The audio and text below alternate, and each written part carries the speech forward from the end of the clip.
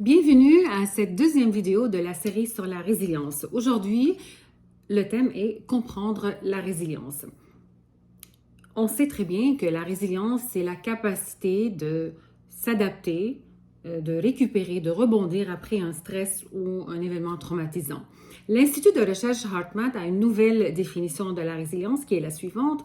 La résilience, selon l'Institut, c'est la capacité à se préparer, à récupérer, à s'adapter face au stress, au traumatisme et à l'adversité ou à l'adversité de la vie. Donc, le mot capacité est extrêmement important dans cette définition-là et j'en parle beaucoup dans mes conférences.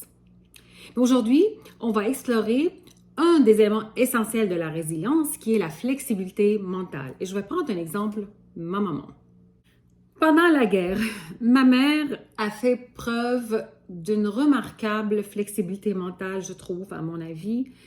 Elle savait que nous étions sous abri, qu'on allait rester pour une bonne période de temps, que nous ne pouvons pas sortir dehors pour nous approvisionner.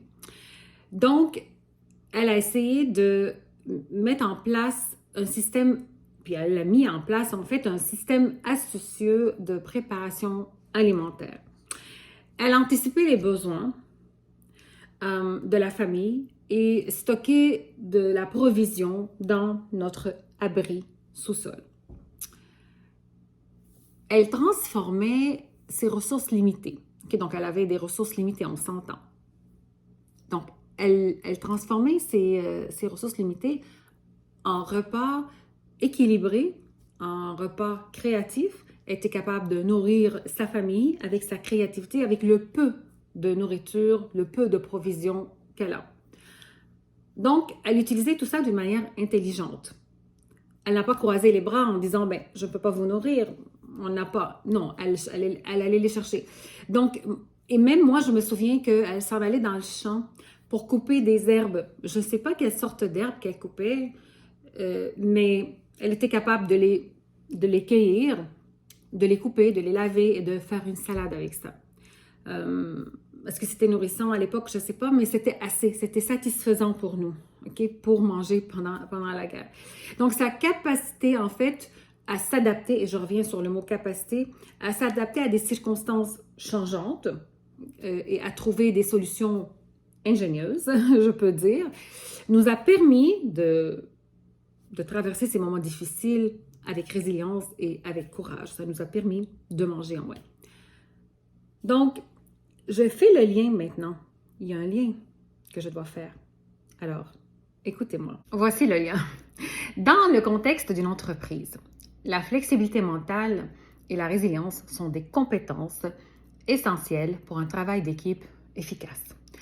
Tout comme ma mère, elle a réussi à s'adapter aux changements rapidement.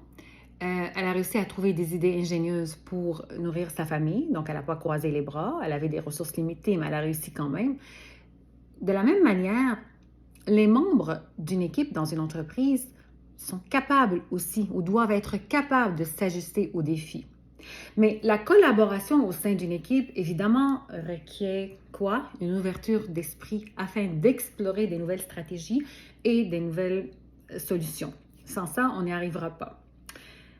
Donc, en cultivant la flexibilité mentale et la résilience, une équipe peut se renforcer et surmonter les défis, peu importe la situation qui se présente. Donc, j'espère que avec ce lien que j'ai fait, le lien entre l'histoire personnelle de ma mère et l'histoire d'une équipe dans une entreprise, que j'ai pu vous offrir une perspective encore plus concrète, okay, de cette capacité qui est la flexibilité mentale et son importance au sein d'une équipe ou dans une vie professionnelle. Alors, ceci termine notre deuxième vidéo et je vous donne rendez-vous pour la prochaine. N'oubliez pas de vous abonner à ma chaîne YouTube afin de recevoir les nouvelles vidéos et n'oubliez pas de commenter aussi vos commentaires, vos expressions, vos émotions, vos impressions, vos réflexions et ça me fait plaisir d'échanger avec vous. À la prochaine!